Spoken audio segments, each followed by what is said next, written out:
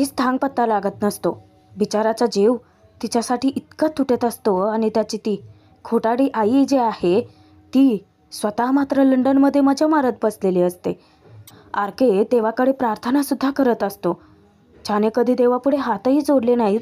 आज तो चक्क देवाकडे प्रार्थना करतो त्याच्या आईसाठी. आरकेची आई त्याच्या दुसऱ्या मुलाला सांगत असते की तो 12 तास ॲक्टिंग करतो, मला 24 तास ॲक्टिंग करावी लागते. नाहीतर मग त्याच्यावरती जीवापाड प्रेम करणारी, त्याची पिचलेली आई, त्याच्यासाठी कस्ता खाल्लेली आई त्याला कशी दिसणार. म्हणूनच तर त्याच्याकडून मला सिंपत्ती मिळते आणि मग त्याला गिल्ट कसं काय येणार. आता आरकेचा भाऊ तिच्यावरती वचकतो. एवढा कोणी मोठा लागून गेला ग तो. आता त्याची आई त्याच्याकडे डोळे वटारून बघते. इकडे आरके गाडी थांबवायला सांगतो आणि तो चक्क पोतराजाच्या हातून चाबूक घेतो. आरके भर रस्त्यात उभा राहून स्वतःला चाबकाचे फटके देत असतो. त्याचे फॅन लोक तिथे आता आजूबाजूला गोळा झालेले असतात. आता बंटीचा सुद्धा जीव त्याच्यासाठी कळवळतो. तो त्याच्या बॉडीगार्डला, आरकेच्या बॉडीगार्डला ओरडतो की अरे जाऊन थांबवा त्याला. आता बाकीचे आजूबाजूचे लोक आरकेचे फोटोज घेत असतात. बंटी, बॉडीगार्ड सगळेजण त्यांना अडवत असतात. मध्ये आरके एकटाच स्वतःला फटके मारून घेतच असतो. एवढा मोठा सुपरस्टार असूनसुद्धा, इतकी पॉवर हातात असूनसुद्धा तो त्याच्या आईपर्यंत पोहोचू शकत नाही. याचं गिल्ट त्याच्या मनात असतं आणि म्हणून तो स्वतःला त्रास करून घेतो. म्हणून तो स्वतःला मारायला लागतो. बंटी येऊन आरकेचा हात पकडतो, त्याला थांबवतो.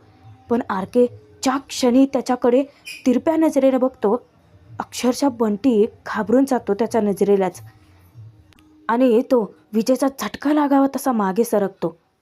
सर्वांना, आजूबाजूच्या फॅन लोकांना वाटत असतं की आरके हा फक्त ॲक्टिंग करतोय, पण आतून त्याचा जीव किती तुटला आहे ते फक्त बंटीलाच कळून चुकतं. लोकांना माचोरडा वाटणारा हा माणूस स्वतःच्या आईसाठी किती तुटतोय, किती त्रास करून घेतोय. बंटीचा जीव आरकेसाठी कळवळत असतो आणि अचानकच आरकेमध्ये त्याला पोतराजाचं रूप दिसायला लागतं.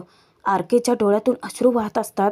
मोठ्या मोठ्याने आरडून किंचाळून तो स्वतःला शिक्षा करून घेत असतो. चापकाचे फटके मारून घेत असतो आणि बंटी अक्षरशः हादरून गेलेला असतो.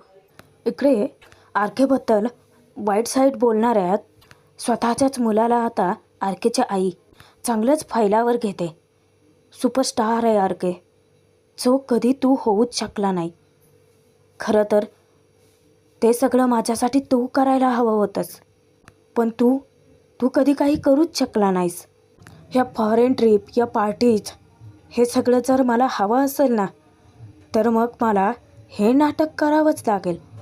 आरके माझा रेसमधला घोडा आहे आणि मी त्याची जॉकी आणि त्याचा लगाम हा माझ्या हातात आहे.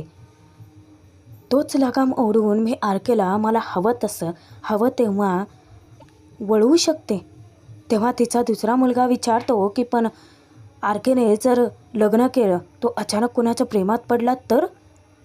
ती विचारते की आरके आणि प्रेमात पडणार.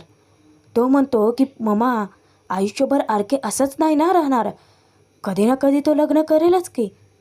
आरकेची आई विचारते की पण त्याच्यासारख्या तिरसट आणि माजोरड्या माणसाशी लग्न कोण करेल? तरीही तो विचारतो की पण तसं झालंच तर? ती म्हणते की मग तुला वाटतं का त्याची काळजी मी घेतली नसेल? आरकेचं लग्न मी अशा ठिकाणी ठरवलं आहे ना की जॅकपॉट हा फक्त मलाच लागेल. ही बाई इतकी धूर्त पाताळ यंत्री आहे आणि बिचारा तो आरके हिच्यासाठी स्वतःचा जीवाला त्रास करून घेतोय. इकडे आरके जेव्हा स्वतःला मारून घेत असतो, बंटी आजूबाजूच्या लोकांना धमकावतो, ओरडतो आणि कॅमेरे बंद करायला सांगतो. आता तर आरकेची खूप मोठी न्यूजसुद्धा झळकत असते. म्हणजे आरके चक्क स्वतःला रस्त्यावरती मारून घेतोय. आरकेचा मास त्याला रस्त्यावरती घेऊन आला आहे की त्याचा नवा लुक किंवा पब्लिसिटी स्टंट आहे? आमच्यासोबत असेच जोडून राहा, तुम्हाला लवकरच बातमी कळेल. पत्रकारांची बातमी तर व्हायरल होतच असते.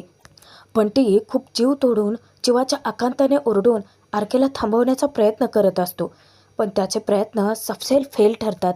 आणि अचानकच बंटीला एक आयडिया सुचते आता आरकेला थांबवायचं म्हणून तो शक्कल लढवतो. आरकेला त्याच्याच आईची शपथ घालतो आणि आरकेचा हात तिथेच थांबतो. त्यानंतर पटकन बंटी त्याच्या हातून चाबूक काढून घेतो. आरकेची समजूत घालतो की सर तुम्ही नका ना त्रास करून घेऊ स्वतःला. मला कळतं आहे की आईसाहेबांशी कॉन्टॅक्ट होत नाही, पण आईसाहेब नक्की सुखरूप असतील. आता आरके भडकतो. जाऊन त्याचे कॉलर आवळतो. त्याला जाब विचारतो की गॅरंटी देतो आहेस तुम्हाला? गॅरंटी देतो आहे? अरे जिच्यामुळे माझ्या जगण्याला अर्थ आहे ती तिकडे संकटात आहे आणि मी काय करतो आहे ते? नथिंग, काहीच नाही. आरके चिडून जाऊन गाडीत बसतो. तेव्हा बंटी बाकीच्या लोकांना तर आरकेपासून दूरच ठेवतो आणि ड्रायव्हरला तो ओरडतो की अरे पाणी दे ना प्यायला. पण आरके पाणी काही पित नाही. आता बंटी त्याला आलेलं घाम पुसणार. आरके तोंड फिरवतो. बंटी आरकेची समजूत घालतो की सर मी काय म्हणतो, इथून थोड्या दूरवरच एक मंदिर आहे, जागृत देवस्थान आहे सर. आपण आईसाहेबांसाठी तिथे नवस बोललो तर, म्हणजे तिथे ना एक प्रथा आहे सर, नवस बोलून जर धागा बांधला ना तर इच्छा पूर्ण होते. आरके त्याच्याकडे रागाने बघतो.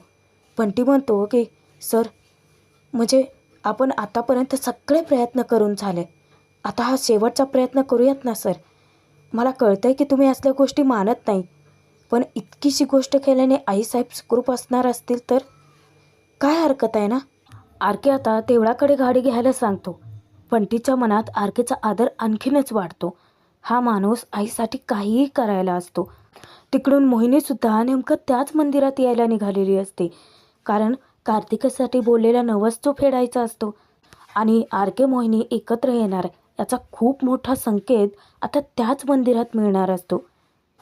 इकडे महेंद्र शालिनीला म्हणतो की मोहिनीने जर लग्न बोलण्यासाठी तिच्याच आईच्या विरोधात केली. हां आता कार्तिकीचं लग्न मोडलं चुकीचं झालं खरं, पण तेव्हा शालिनी म्हणते की खरंच मी खूप मोठी चूक करायला निघाले होते, म्हणजे कार्तिकीने केली त्याच्याहीपेक्षा मोठी चूक. आणि काय हो तुम्ही मला समजवलंच नाहीत. त्यावर महेंद्रला हसू येतं. तो म्हणतो की अहो मदर इंडिया, किती प्रयत्न केले मी, जाऊ देतो सोडा की, सगळं चांगलंच झालं ना. आणि मला खात्री आहे की तुम्ही ती चूक पुन्हा कधीच करणार नाहीत. तेव्हा शालिनी महेंद्रकडे पाहतच राहते. आरकेची गाडी येऊन आता मंदिराच्या बाहेर थांबते. जेव्हा आरके गाडीतून दिमाखात उतरतो ना, सर्वच जण अक्षरशः आरकेसोबत एक सेल्फी घेण्यासाठी तुटून पडतात. सगळे त्याचे फॅन लोक आता त्याच्या नावाचा जय जयकार करत असतात. बाकीच्या त्याच्या बॉडीगार्डने बंटीने त्या सगळ्या लोकांना अडवून धरलेलं असतं.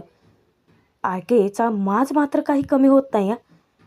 देवीच्या दरबारात उभं राहून तो तिला चॅलेंज करतो की ऐकतेस, मंदिर तुझं, दरबार तुझं, पण जयघोष माझ्या नावाचा, भक्त तुझे पण भक्ती माझ्या नावाची. कीव येते अगं मला तुला बघून.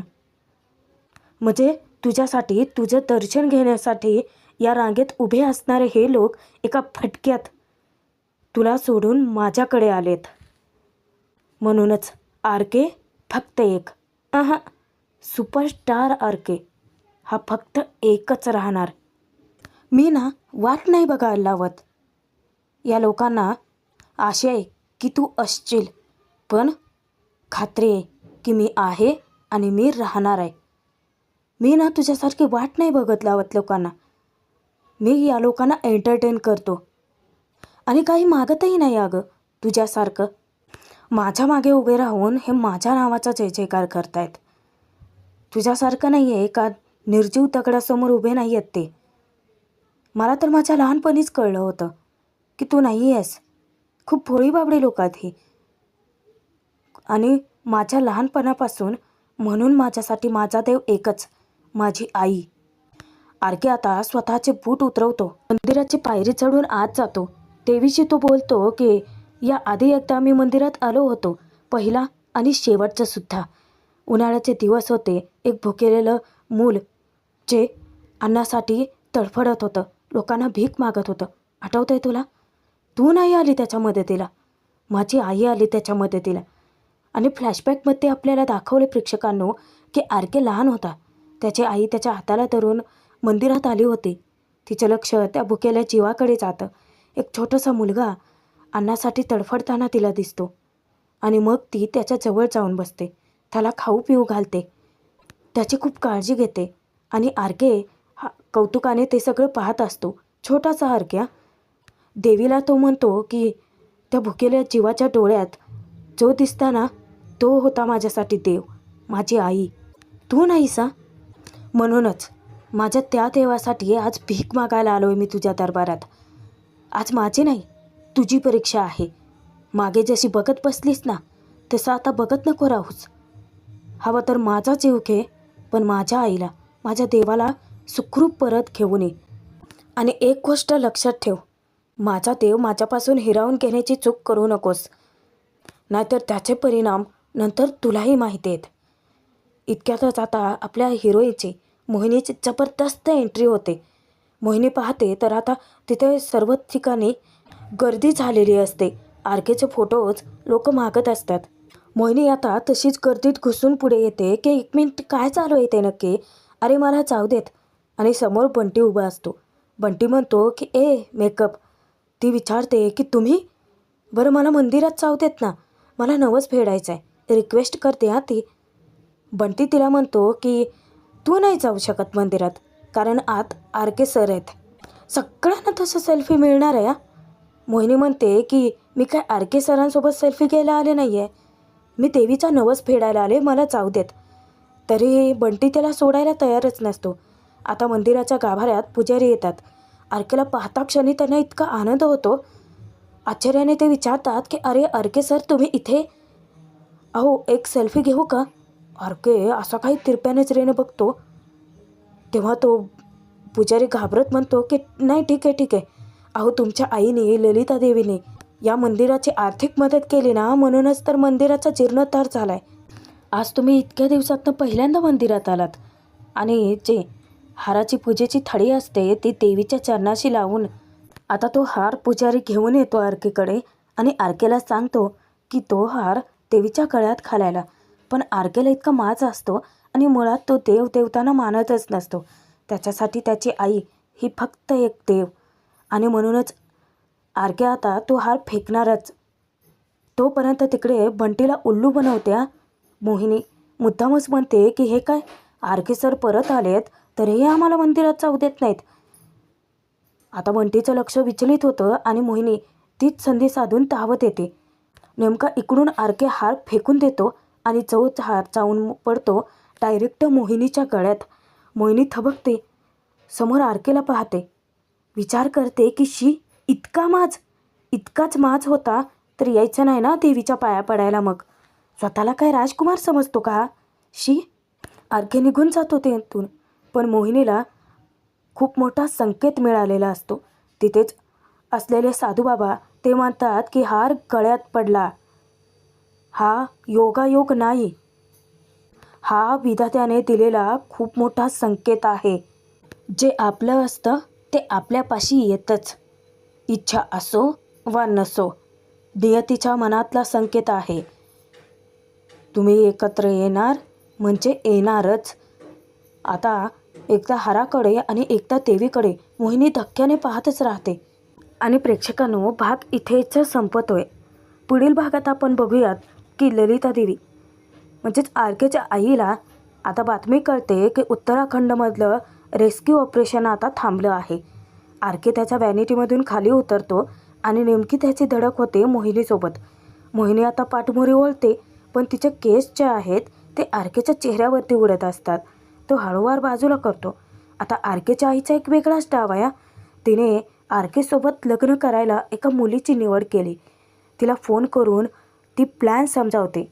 आर्केसोबत लग्न करायचं आहे ना, मग मी जे सांगते तेच करा. आता आर्केच्या आईचा नक्की काय प्लॅन असेल. आणि देवीने तर संकेत दिला आहे की आर्के आणि मोहिनी एकत्र येणार आहेत. पण कसे पाहणं तितकंच मनोरंजक ठरेल. आणि आर्के मोहिनीचा एकत्र येण्याचा प्रेमाचा प्रवास आपल्या चॅनलवर बघायला मिळणार आहे. तर प्रेक्षकांनो, नव्या मालिकेचे भाग पाहण्यासाठी सबस्क्राईब जरूर करा.